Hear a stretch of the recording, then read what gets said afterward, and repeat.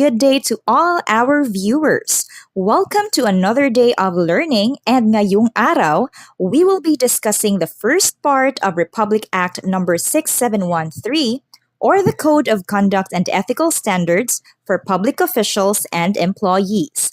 This is Dr. Vina Maghinay, your Human Resource Management Officer. Let's begin. Under RA 6713, it states that public officials and employees shall at all times be accountable to the people and shall discharge their duties with utmost responsibility, integrity, competence, and loyalty, act with patriotism and justice, lead modest lives, and uphold public interest over personal interest. Ibig sabihin, hindi nawawala ang ating pagkakawani ng gobyerno after office hours kasi at all times accountable tayo. Ngayon, ang tanong, ginagampanan ba natin ang tungkuling ito bilang isang kawani ng gobyerno? Before we answer that, let us first understand the 8 norms of conduct for public officials and employees. Number 1 is commitment to public interest. It is where we prioritize the welfare of the citizens of the Republic over our personal interests. As public officials, meron tayong tungkulin na unahin ang pangangailangan at interes ng taong bayan, ensuring that our actions reflect the best interest of the people we serve. According to an American politician na si Franklin Knight Lane, a public office is not a job. It is an opportunity to do something for the public. Meaning, the moment that we step into public service, kailangan natin ibigay sa kanila ang serbisyo na nararapat. Simply accommodating them with utmost respect, processing their transactions according to the set timelines, at ang simpleng paggamit ng office resources efficiently na walang sayang, those are little simple ways to show that we are committed to public interest. Let us take this scenario for example, entitled The Bypass Road Project. Si Engineer De La Cruz ay isang head ng local engineering office. Currently in charge siya sa implementation ng isang bypass road project. Si Attorney Uy naman ay isang mayaman na developer at longtime friend ni Engineer De La Cruz na nagre-request na ang bypass road project ay i-realign o ilipat yung linya sa original plan at gawing malapit sa kanyang commercial property. In exchange, Attorney Uy offered a kickback or a high-paying job for Engineer De La Cruz's son. Very tempting naman talaga ang offer. Ano ba ang dapat gawin ni Engineer De La Cruz? Una, kung matino kang public officer, refuse the request. The current alignment is the most cost-effective, safest for motorists, and requires the least amount for payment of road right-of-way o yung mga properties na i-acquire at babayaran ng gobyerno. Second, avoid waste. Kung ililipat ang linya ng daan, magre-revise pa ng plano, magsusurvey ulit, which entails additional working days and funds for resurveying at mas malaking pera ang kailangan to pay for road right-of-way. Kasali na dyan ang maaapektuhang property ni Attorney Uy.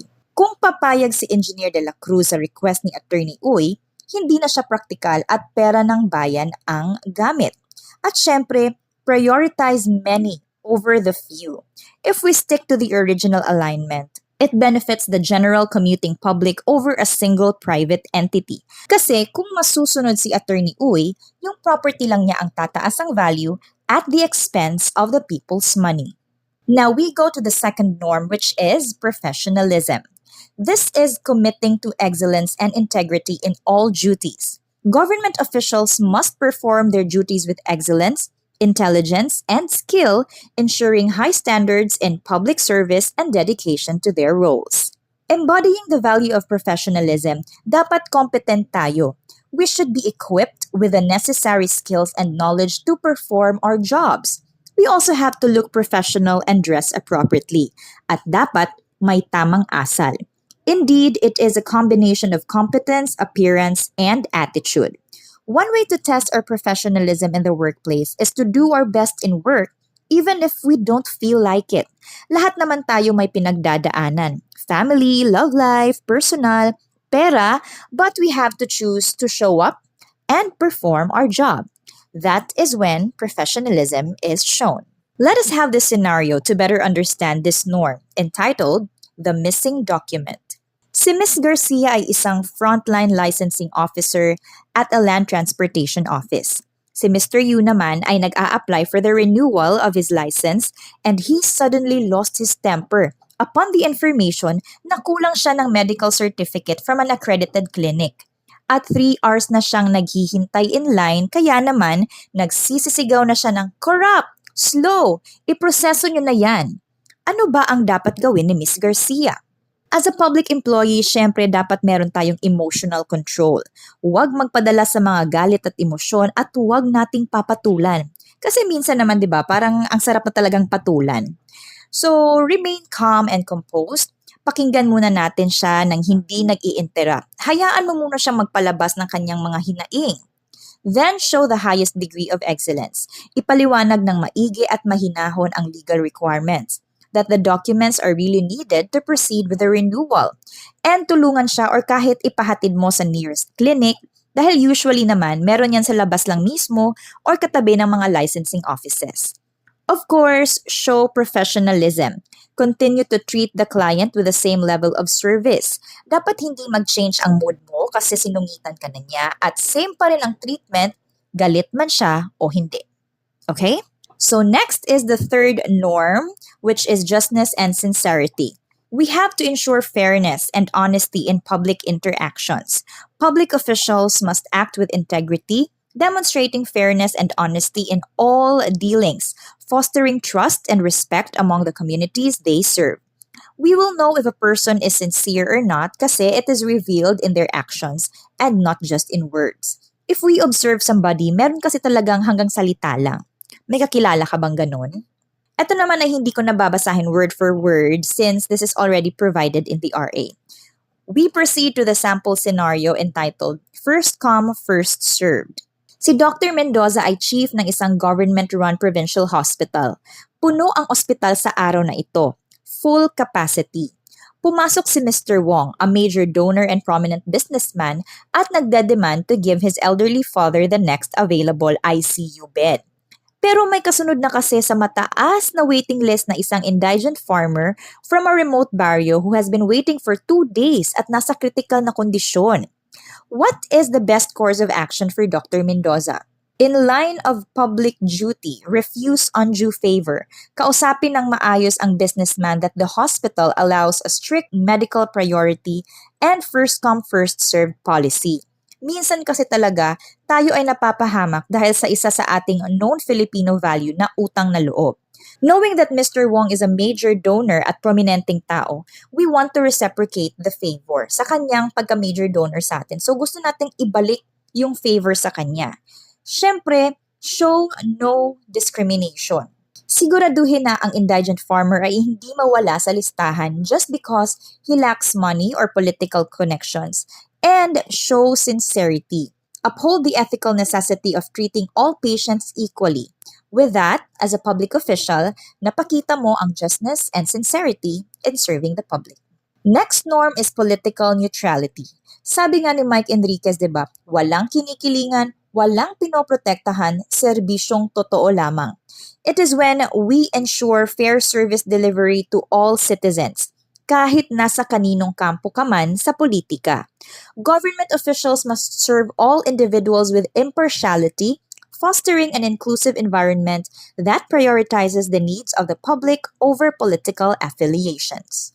Now let's go to this scenario entitled Fair Service. Mayor Lando is running for re-election and his office is distributing educational assistance to college students.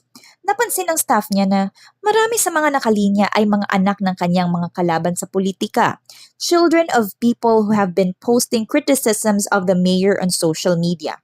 Ano kaya ang gagawin ni Mayor? As somebody who embodies political neutrality, you have to ensure fair evaluation. Iproseso lahat based strictly on merit and financial need. Second is to streamline the process. Huwag skip or i-delay ang applications of the rival families. Naku, marami pa naman talaga ang nangyayari na ganito sa atin, di ba? Kung sino yung lakas kay Mayor, sila lang ang sure na nasa listahan. And uphold political neutrality.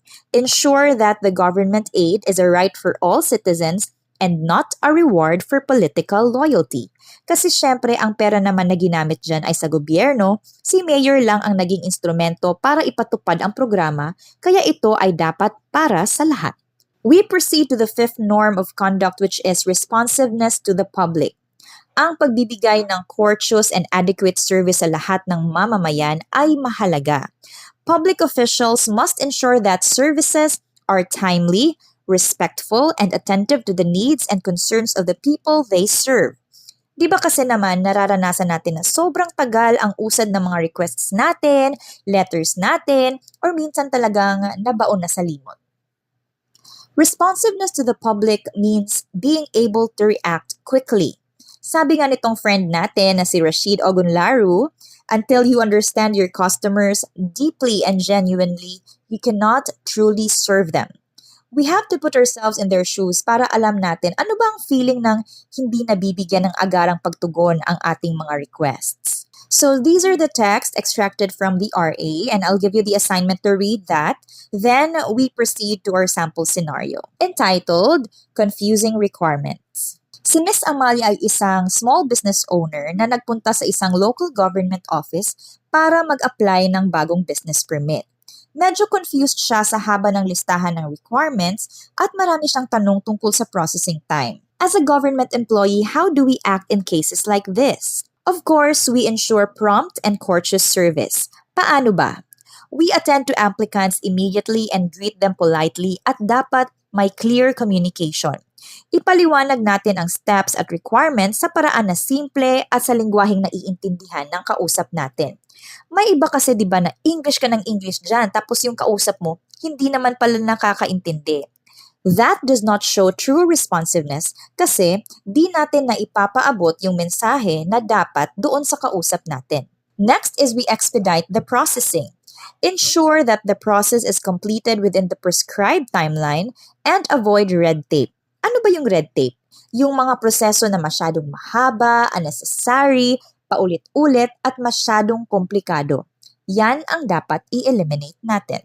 Now, ang pang-anim naman na norm of conduct ay ang nationalism and patriotism. We have to encourage loyalty and support for local products and resources. Public officials should always prioritize loyalty to the Republic of the Philippines, promoting locally produced goods and fostering a strong national identity. Unahin ang sariling atin. Sabi nga ng isang quote, patriotism is wanting what's best for your country. Nationalism is thinking your country is best no matter what it does. Pagmamahal nga sa bayan kung sinilangan. Ayon kay John F. Kennedy, ask not what your country can do for you. Ask what you can do for your country. Hindi naman natin pwedeng iasa lahat sa bayan kasi tayo ang may dapat gawin para sa bayan. Do something na ikaka-proud natin as Filipinos. Let's have this example. Si Miss Tolentino nagpaplano na mag-procure ng furniture at uniforms para sa kanilang mga empleyado. May isang foreign supplier na nag-bid ng mga high-end imported products na may quality rin. At the same time, may isang local cooperative of furniture makers from Pampanga and a group of weavers in Ilocos na nagbid din ng kanilang high-quality wooden desks and traditional hand-woven uniforms. Parehong di kalidad at swak naman ang presyo at beneficial to the government. So, what is the best course of action for Miss Tolentino? First is promote local products. Advocate for the local bid, citing that it reinvests government funds back into the Philippine economy. Kung yung local products ang bibilhin, syempre it helps our local makers at the same time our economy. Show loyalty to Filipinos. By supporting local products, we are also supporting the livelihood of Filipino families. And uphold national pride. Kung suot natin yung mga local patterns, local weaves, ito ay nagsisilbing pride for the agency at the same time showcasing Filipino culture. Now we're down to our seventh norm of conduct, which is commitment to democracy. This is upholding the Constitution and encouraging citizen participation in governance. The decision of the majority ay siyang masusunod. Government officials must prioritize the Constitution, ensuring democratic principles are upheld, and fostering active citizen participation and respect for individual rights and governance. Remember that democracy is a government of, by, and for the people. These texts are also found in the RA, so please feel free to read them. We proceed to the sample scenario entitled The Confidential Audit Request. May isang local civil society group na nag-file ng Freedom of Information Request or FOI request para makakuha ng kopya at tingnan ang agency's annual report, including the detailed breakdown of how a multi-million peso special fund was spent. Ang head ng concerned agency na ito ay inutusan si Attorney Cruz, ang kanilang legal officer, na maghanap ng legal loophole to deny the request at sabi pa niya na if the report stays hidden, it would be good for the image of the president for the upcoming elections. He also reminded Attorney Cruz that he is the one who hired her. As a public employee, ano ba ang dapat mong gawin? Uphold public accountability. The public has the right to know, and that official papers must be made accessible for inspection.